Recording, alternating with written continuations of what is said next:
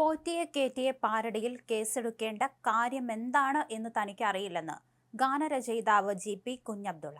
മതവികാരമൊന്നും താൻ വ്രണപ്പെടുത്തിയിട്ടില്ലെന്നും അയ്യപ്പനോട് വിശ്വാസികൾ സ്വർണം കട്ടുപോയതിലെ പരാതി പറയുന്നതായാണ് താൻ എഴുതിയതെന്നും അദ്ദേഹം വ്യക്തമാക്കി.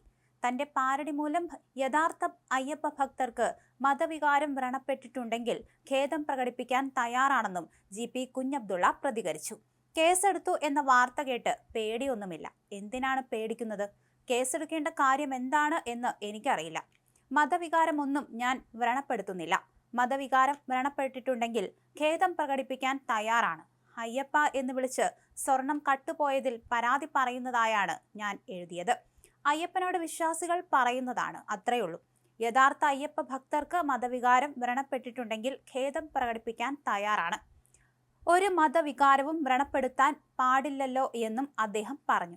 താൻ കോൺഗ്രസുകാരനാണെന്നും കോൺഗ്രസിന്റെ സംഘടനയുമായി ബന്ധമുണ്ടെന്നും ജി.പി. കുഞ്ഞബ്ദുള്ള വ്യക്തമാക്കി.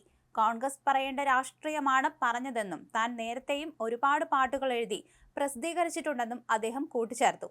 തദ്ദേശ തെരഞ്ഞെടുപ്പിൽ CPM-നും LDF-നും തിരിച്ചടിയായി മാറിയെന്ന് വിലയിരുത്തിയ പോറ്റിയെ കേറ്റിയെ പാരടിപ്പാട്ടിന്റെ അണിയറ ശില്പികൾക്കെതിരെ പോലീസ് ഇന്നലെ കേസെടുത്തിരുന്നു.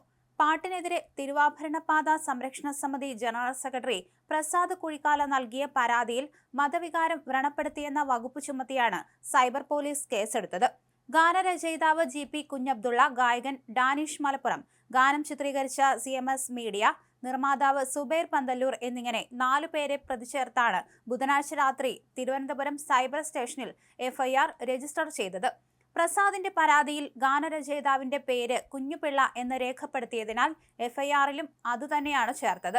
ഭക്തിഗാനത്തെയും ശരണമന്ത്രത്തെയും അപമാനിക്കും വിധം മതവിശ്വാസികൾക്കിടയിൽ വിദ്വേഷം വളർത്തി മതസൗഹാർദ്ദം ഇല്ലായ്മ ചെയ്യുന്ന വിധമാണ് ഗാനം നിർമ്മിച്ചതെന്ന് FIR-ൽ പറയുന്നു. നവമാധ്യമങ്ങൾ വഴിയും നേരിട്ടും പ്രചരിപ്പിച്ച് സമൂഹത്തിൽ സമാധാന ലംഘനം ഉണ്ടാക്കണമെന്ന ഉദ്ദേശത്തോടെയാണ് ഗാനം നിർമ്മിച്ചതെന്നും പരാതിക്കാരനും മറ്റ് ഭക്തർക്കും മതവിശ്വാസത്തെ ദോഷകരമായി ബാധിച്ചെന്ന നിലയിലുമാണ് ഭാരതീയ ന്യായ സംഹിത 2023 പ്രകാരം 299, 353, 1C വകുപ്പുകൾ ചുമത്തി കേസെടുത്തത്. സംസ്ഥാന പോലീസ് മേധാവിക്ക് ലഭിച്ച പരാതി ADGP H. വെങ്കിടേഷിന് കൈമാറിയിരുന്നു.